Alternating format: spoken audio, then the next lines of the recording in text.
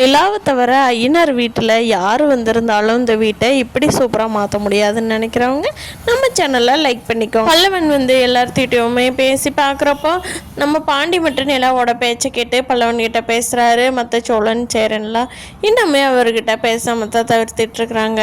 நிலா டே பல்லவா, காலேஜுக்கு நேராச்சு, நீ கிளம்பு. காலேஜில் இப்போல்லாம் செம்மு நடக்கிற டைம் தானடா, இப்படி லீவ் போட்டுட்டு வீட்லேயே இருந்தீங்கன்னா உன்னை என்ன பண்ணுறது? ஆல்ரெடி ஒரு வாரம் லீவுன்னு தான் உங்கள் அண்ணா கிட்ட கூப்பிட்டு இன்ஃபார்ம் பண்ணியிருக்காங்க.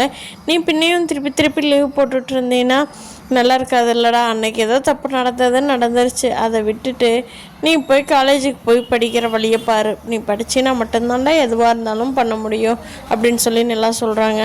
சரி அண்ணி, என்னை ரொம்ப மன்னிச்சுங்க அண்ணி, நான் வேணும்னே இப்படி பண்ணல, தயவு செஞ்சு என்ன மனுஷங்க நான் போய் படிக்கிற வேலையை பார்க்குறேன் அப்படின்னு சொல்லிட்டு பல்லவன் கிளம்பி போகிறான். சேரனுக்கு இன்னுமே கோவாடங்களை. எல்லாரும் போய் பத்திரத்தை அடமானம் வச்சு நிலாவுக்கு பணம் வாங்கலான்னு நினைக்கிறப்போ அதுவுமே நடக்க மாட்டேங்குது. பத்திரத்தை மாற்றி வைக்கணுங்கிற நாலேஜ் கூட சேரன் வீட்டில் யாருக்குமே இது வரைக்கும் இருந்ததில்லை. நிலாவுக்கு எப்படியாவது ராகவ் கம்பெனியை விட ஒரு நல்ல கம்பெனியில் வேலை கிடச்சிரும்னு நம்ம நினைக்கிறோம். அப்படி இல்லைனாலும் இவங்க எல்லாமே பணத்தை ஏற்பாடு பண்ணி கொடுத்து நிலாவை முதலாளி ஆக்கணும் அப்படிங்கிறது தான் நடேசனோட ரொம்ப ஆசை. அந்த பொண்ணு நம்ம வீட்டுக்காக எவ்வளோ பண்ணியிருக்குது, நம்ம இந்த பொண்ணுக்காக ஏதாவது பண்ணணுமே அப்படின்னு சொல்லி யோசனை பண்ணுறாரு. நம்ம பூர்வீகத்தில் இது ஏதாவது சொத்து இருக்குமோ, அதை போய் பார்த்துட்டு வருவோமோ ஒரு 8 அப்படின்னு நினச்சிட்ருக்கிறாரு நடேசன்.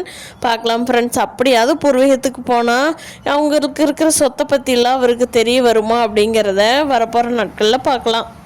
இந்த வானதி பாண்டிகைக்கு பிடிச்ச சனினா இல்லை பிடிக்காமல் போயிட்டா ரொம்ப நல்லதான். எதுவுமே நமக்கே இன்னும் ஜட்ஜ் பண்ண முடியல.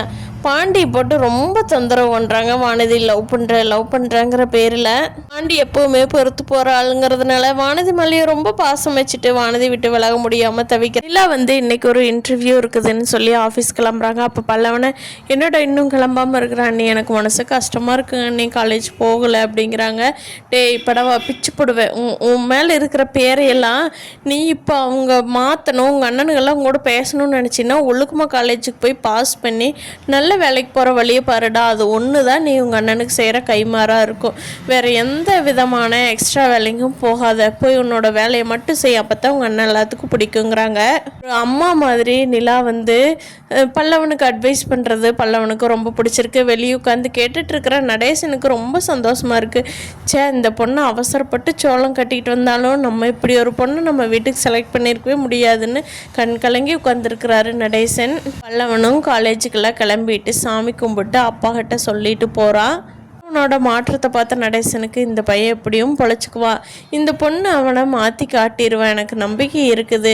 கடவுளே, நான் இப்போவே போனால் கூட இந்த நிலா இந்த வீட்டை ரொம்ப பத்திரமா பார்த்துக்குவான்னு எனக்கு நம்பிக்கை இருக்குதுன்னு மனசார வேண்டிகிட்ருக்கிறாரு அவரோட மனைவி நினச்சிக்கிட்டு.